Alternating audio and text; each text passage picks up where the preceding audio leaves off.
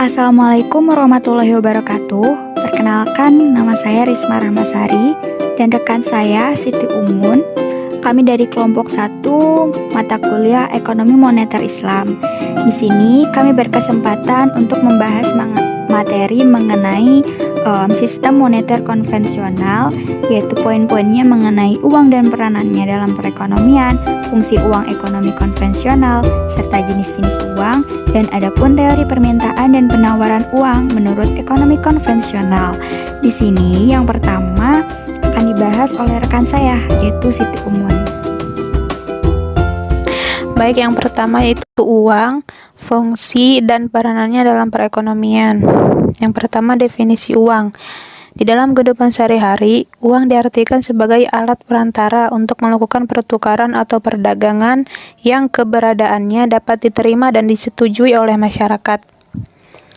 Menurut D.H. Robertson dalam bukunya Money 1922 mengatakan bahwa uang adalah sesuatu yang bisa diterima dalam pembayaran untuk mendapatkan barang-barang. Yang selanjutnya, peran dan fungsi uang dalam perekonomian. Ada beberapa peran dan fungsi uang dalam perekonomian. Yang pertama, uang sebagai alat tukar atau medium of exchange. Dalam sistem perekonomian barter, pertukaran terjadi secara langsung antara barang satu dengan barang lainnya atau komoditas satu dengan komoditas lainnya, di mana dalam sistem perekonomian ini seseorang tidak akan menyerahkan barangnya kepada orang lain sebelum menerima barang orang lain yang bersedia dipertukarkan. Peran atau fungsi yang selanjutnya yaitu uang sebagai alat penyimpan nilai atau daya beli atau store of value. Karena sifatnya yang liquid dan tidak ada biaya penyimpanan terhadapnya, maka uang bisa dijadikan sebagai alat penyimpan nilai atau daya beli yang sangat fleksibel untuk dijadikan penyimpan kekayaan. Yang selanjutnya yaitu uang sebagai alat satuan hitung atau unit of account atau alat pengukur nilai atau measure of value. Uang sebagai alat satuan hitung atau unit. Peran atau fungsi uang yang terakhir yaitu uang sebagai ukuran standar pembayaran yang ditangguhkan atau standard of deferred payment. Dengan kata lain, uang terkait transaksi pinjam-meminjam atau transaksi kredit, yang artinya barang sekarang dibayar nanti. Pada dasarnya, cara pembayaran seperti ini berkaitan dengan berjalannya waktu, padahal uang itu sendiri sebagai alat pengukur nilai atau measure of value. Baik, selanjutnya ada jenis-jenis uang. Menurut Mardiana 2014, beliau berpendapat bahwa berdasarkan bahan pembuatannya, uang terbagi menjadi dua, yaitu uang logam dan uang kertas.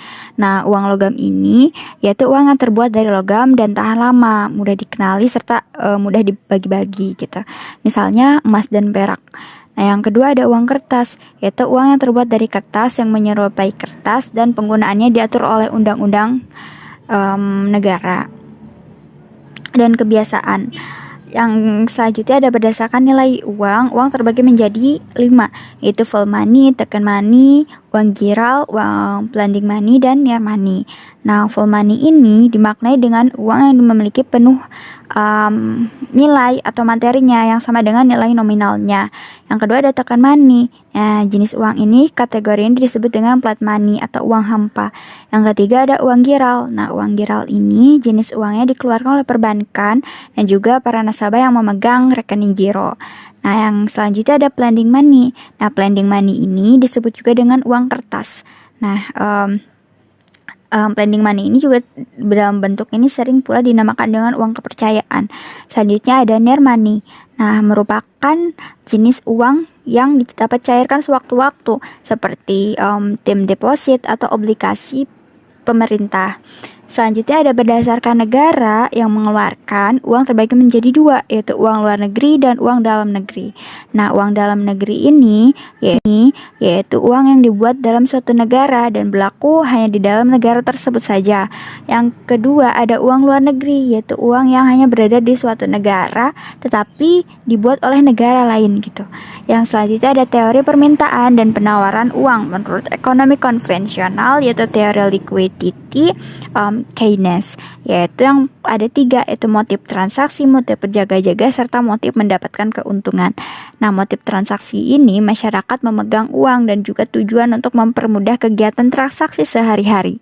Yang kedua ada motif berjaga-jaga, yaitu arti dalam berjaga-jaga di sini yaitu persiapan menghadapi hal-hal yang tidak diinginkan seperti sakit atau mengalami kecelakaan. Selanjutnya ada motif mendapatkan keuntungan. Misalnya kita membeli emas dalam yang sedang rendah gitu harganya.